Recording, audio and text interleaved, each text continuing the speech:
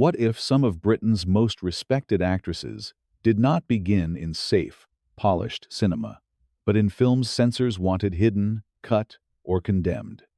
Before awards, royal honors, and red carpets, some of these women appeared in movies branded too sexual, too dangerous, or too controversial for mainstream audiences. Today, we uncover the early roles that shocked critics, challenged censorship, and nearly changed how the public saw them forever. Number 15. Madeline Smith, The Vampire Lovers. Some careers begin with applause. Madeline Smith's early screen image began in a castle full of whispers, candlelight, and censorship panic. In The Vampire Lovers, released in 1970, she stepped into Hammer horror at a time when British cinema was pushing further into adult territory than ever before. The film was not just another vampire story. It was part of a new wave where Gothic horror became more sensual, more daring, and more dangerous in the eyes of censors. Smith's presence gave the film a soft innocence that made the surrounding darkness feel even sharper. That contrast is exactly why she stood out. She was not playing shock for shock's sake. She became part of a changing screen language where female characters were no longer just victims in shadowy corridors. They were central to the atmosphere, the danger, and the forbidden appeal. For Smith, this was not just horror. It was an early brush with cinema's most controversial edge. Number 14. Anna Massey, Peeping Tom.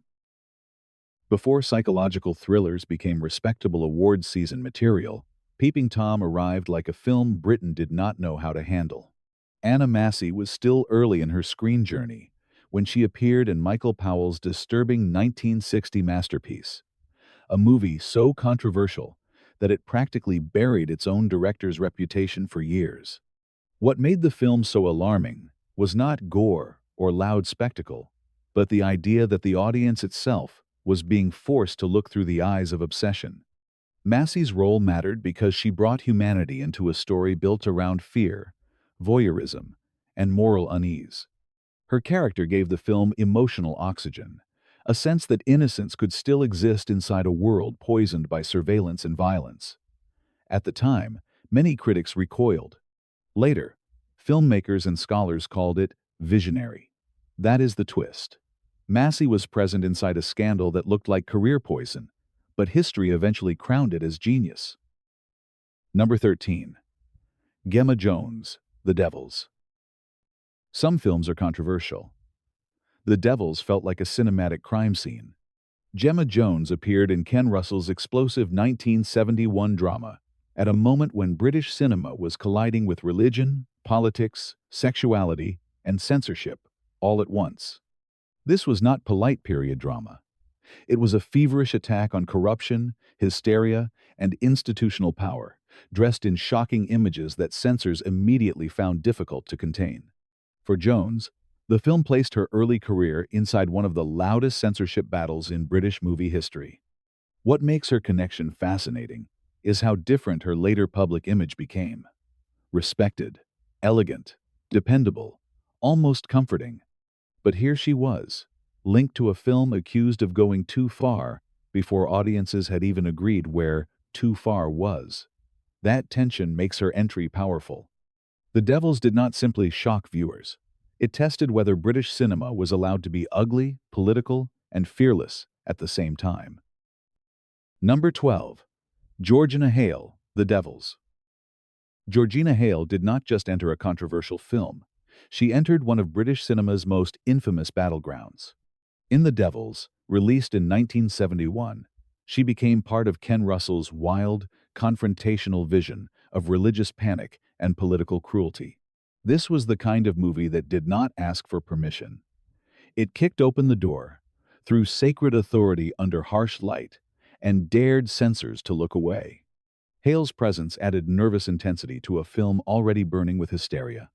She had the kind of face that could carry vulnerability and danger at the same time, which made her perfect for Russell's world of chaos and obsession. The impact was huge, because The Devils became less of a film and more of a legend. Cut, condemned, defended, and debated for decades. For Hale, it gave her early career an unforgettable stamp. Not safe, not ordinary, Not forgettable, just pure cinematic rebellion. Number 11. Glenda Jackson Women in Love. Before Glenda Jackson became a towering name in acting and politics, she helped break open one of the most uncomfortable doors in British screen history. Women in Love, released in 1969, was not a cheap scandal piece. It was an elegant, literary, emotionally severe adaptation of D.H. Lawrence, but it still shocked audiences because it treated desire, class, bodies, and emotional violence with unusual directness. Jackson's performance was not decorative. It was sharp, intelligent, and almost frightening in its control. She played Gudrun as a woman who could not be reduced to romance or softness. That made the film feel modern, even dangerous. At a time when many actresses were still expected to be symbols, Jackson looked like a force of judgment. The controversy around the film helped amplify her arrival, but the performance gave the controversy weight. This was not nudity for headlines. It was art, forcing the audience to confront human hunger without polite excuses. Number 10. Suzanne George Straw Dogs. Susan George's early breakthrough came with a film that still feels like it is arguing with the viewer. Straw Dogs, released in 1971, was not just violent, it was morally uncomfortable, emotionally loaded, and impossible to watch casually. Sam Peckinpah turned a quiet village into a pressure cooker of masculinity, fear, and retaliation, while George's role became one of the most debated elements of the entire film. The controversy did not fade quickly. For years, Straw Dogs carried a reputation as one of the most difficult and censor-troubled British-linked films of its era, especially because of how it handled sexual violence and revenge. For George, the role brought attention, but it also trapped her inside a debate much larger than one performance. That is what makes this entry so gripping. She did not simply appear in a shocking film. She became part of a cultural argument about violence, exploitation, and whether cinema should disturb us or protect us. Number 9. Linda Hayden Baby Love. Some debuts arrive quietly.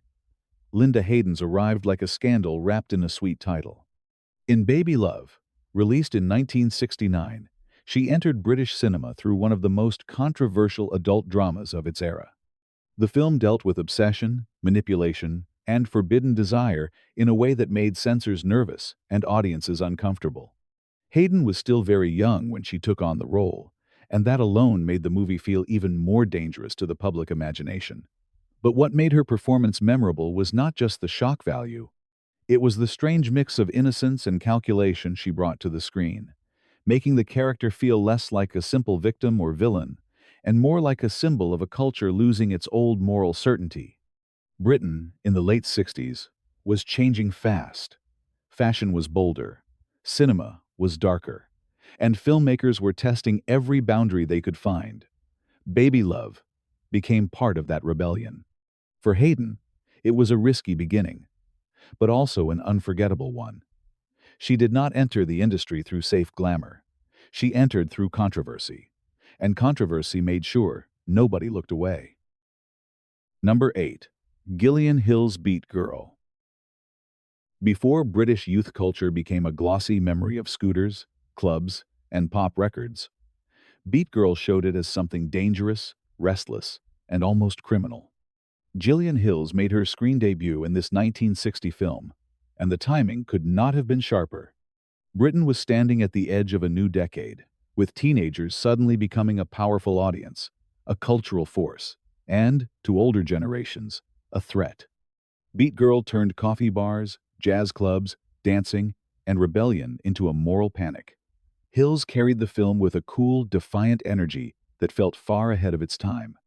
She was not presented as a polite young woman waiting for approval.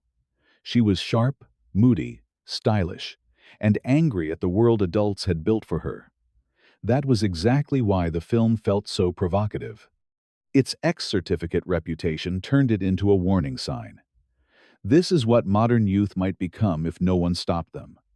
But looking back, the panic feels almost poetic. Beat Girl did not destroy society. It simply caught the first sparks of a generation that refused to behave quietly. And Gillian Hills was right there at the center of the fire. Number 7. Lynn Redgrave, Georgie Girl.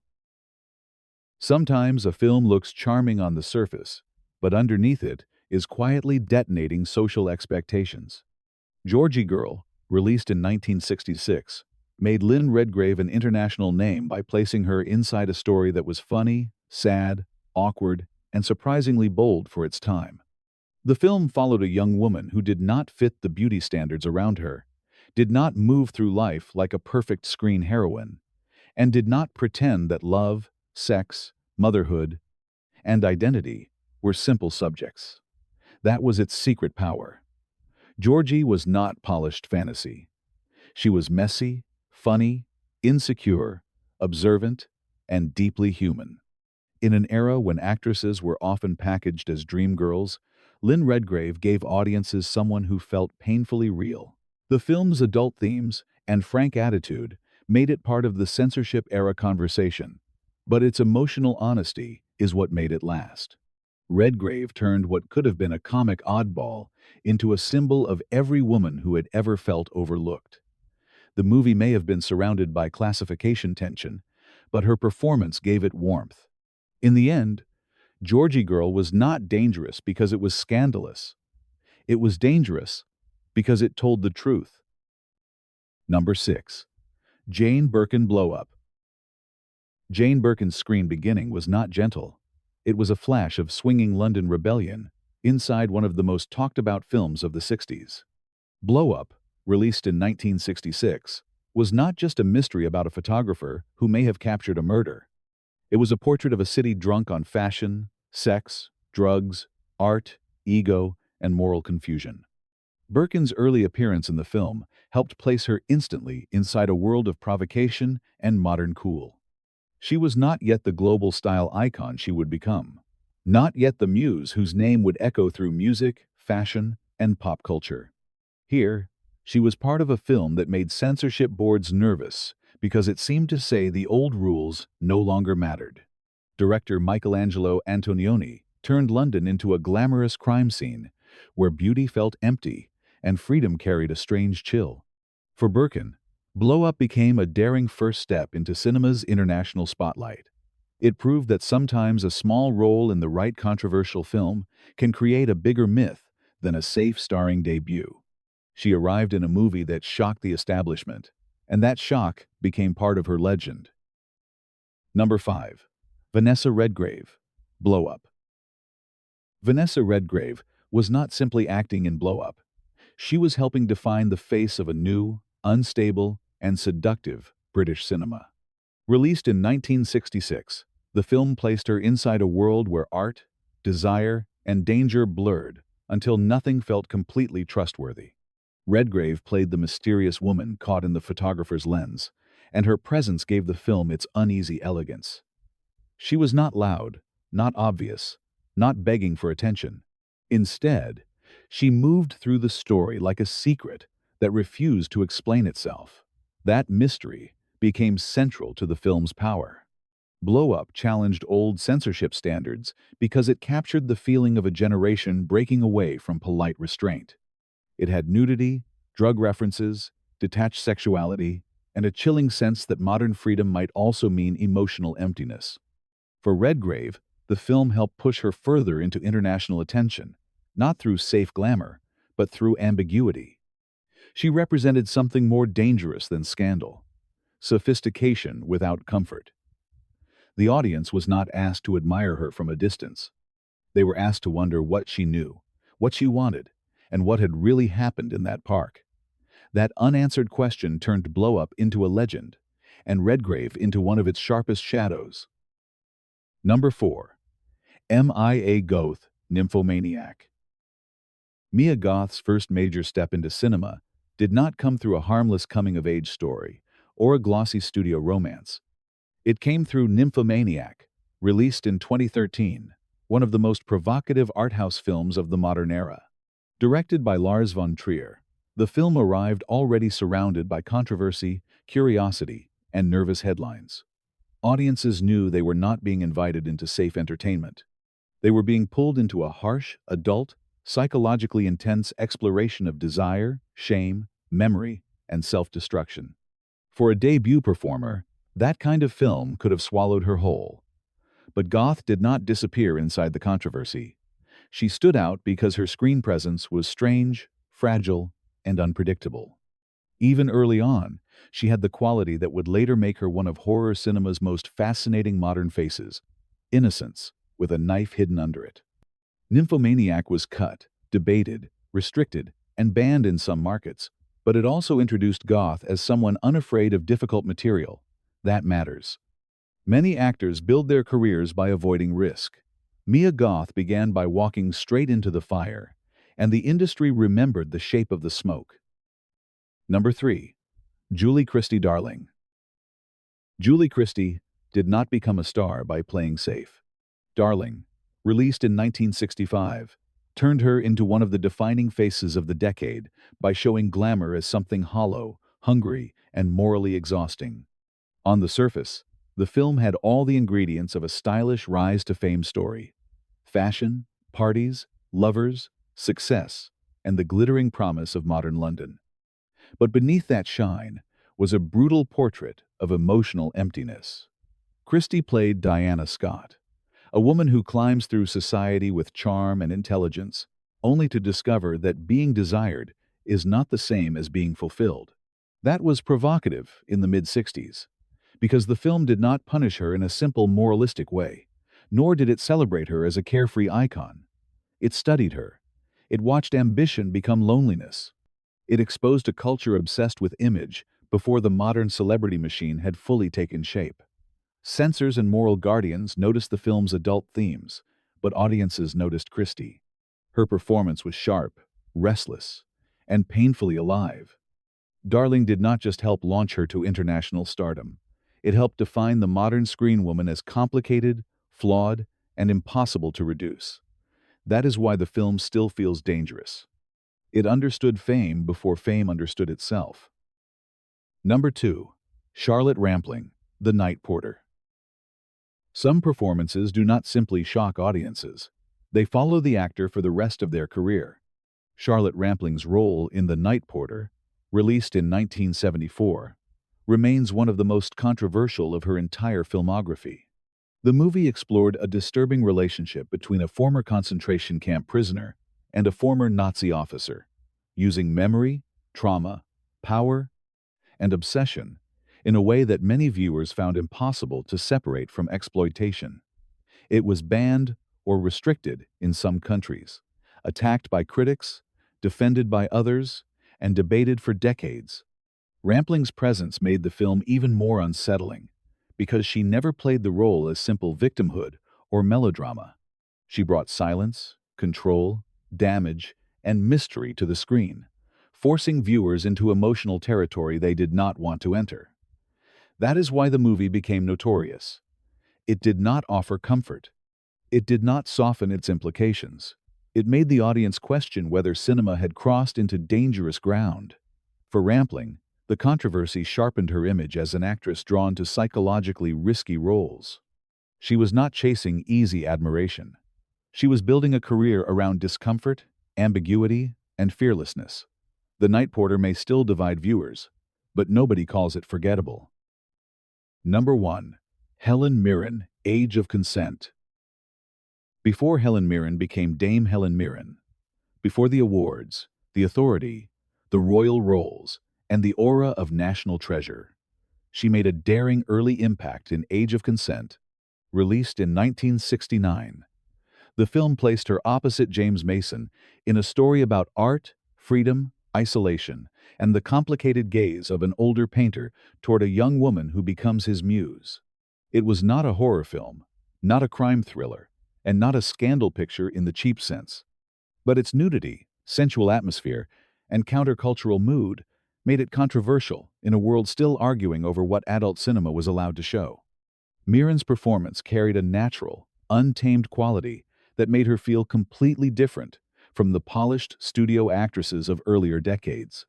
She seemed less manufactured, more immediate, more dangerous, because she looked like someone cinema had not yet learned how to control.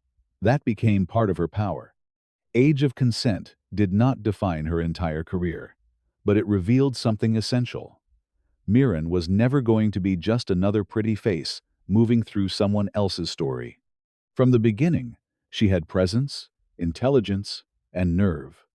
The controversy may have attracted attention, but the talent made the attention last. And that is the unsettling secret behind these polished careers. Before the awards, fame, and respectability, some of Britain's finest actresses walked through cinema's forbidden doors first. These films were cut, condemned, banned, or whispered about, but they also changed what screen courage looked like. Which entry shocked you most? Comment below, and subscribe for more hidden film history.